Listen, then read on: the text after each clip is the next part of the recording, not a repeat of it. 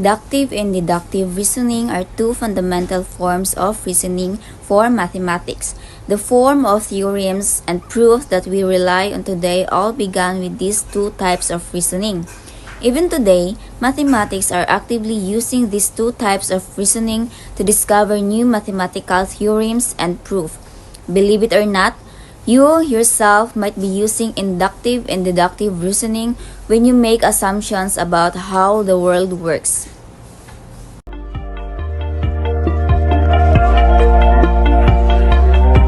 So here's the number sequence: 3, 6, 12, blank, 48.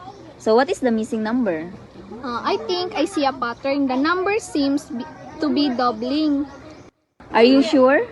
Could there be another pattern? Maybe it's addition instead. Let's check. 3 times 2 is equals 6. 6 times 2 is equals 12. If this continues, then 12 times 2 is equals 24. So the missing number should be 24. So that makes sense, Gabito. But let's double check if this works for the whole sequence. Yeah.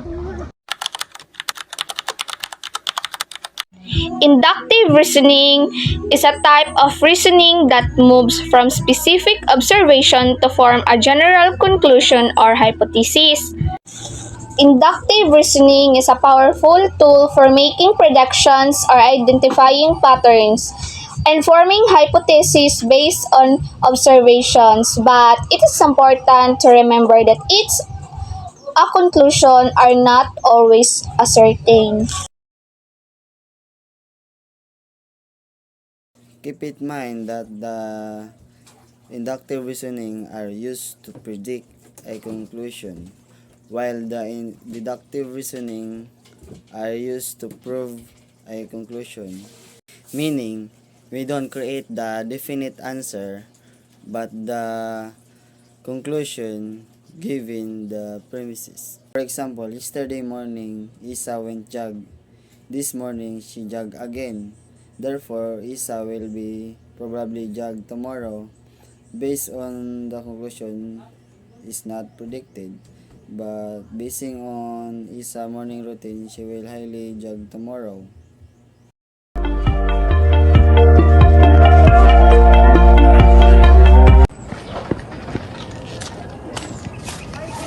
Paya, let's prove this mathematically. If the patterns followed by multiplication by 2, we can define as sequence.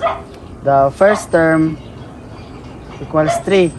The next term equals previous term times 2. 3 times 2 equals 6. 6 times 2 equals 12. 12 times 2 equals 24. 24 times 2 equals 48. So, the missing number is 24 for sure. That confirms it. The pattern is multiplication, not addition. Deductive reasoning prove it. Deductive reasoning help us to prove it mathematically. Exactly. This is how mathematicians discover and confirms new rules in math. So, deductive reasoning help us verify them. Math is awesome. Yes. The most common deductive reasoning is syllogism. It shared two premises, ideas, and support conclusion. In symbols, A implies to B, B implies to C, therefore A implies to C. This is the general idea referring to. Similar to transitive of equality, if A equals B, B equals C, therefore A equals C, so they have both B. For example, all men are mortal. Ram is a man. Therefore, Ram is mortal. So we can apply this in symbols. B implies to C and A implies to B. So we can see these both B symbols. So A equals to C. Good morning, everyone. In the first scene, Miss Silo and Miss Gabito tackle about the inductive reasoning. inductive reasoning is a type of logical reasoning that uses specific observations or examples to reach a general conclusion. The given is 3, 6, 12, blank, 48. And the question, what is the missing number? The missing number is 24. Why 24? As we can observe, we should use number 2 and multiply each given numbers so that we can find the missing number. Like for example, 3 times 2 is equal to 6, then 6 times 2 is equal to 12, and then 12 times 2 equal to 24, then 24 times 2 is equal to 48. Moving on the second scene, Mr. Salisad and Miss Paya also tackle the deductive reasoning.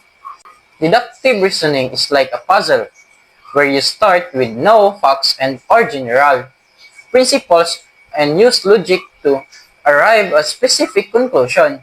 It's a top-down approach going from the general to the specific.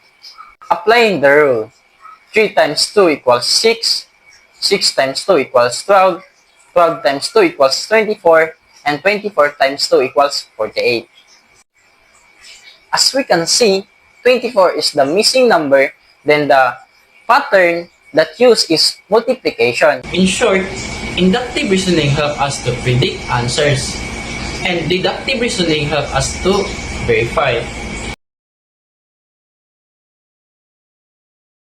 So, in the summary of the video, the student analyzed the sequence of 3, 6, 12, blank 48 and tried to find the missing number. The beta noticed that each number or doubling and predicts the missing number is 24. Using the inductive reasoning, and also Silo encouraged a deeper check, and Salisad confirmed that the pattern using deductive reasoning, proving the mathematically that the missing number is indeed 24. Paya and RJ conclude that the inductive reasoning help make prediction, while the deductive reasoning ensures student accuracy. So the play ends with the student realizing how these reasoning methods are essential in mathematics.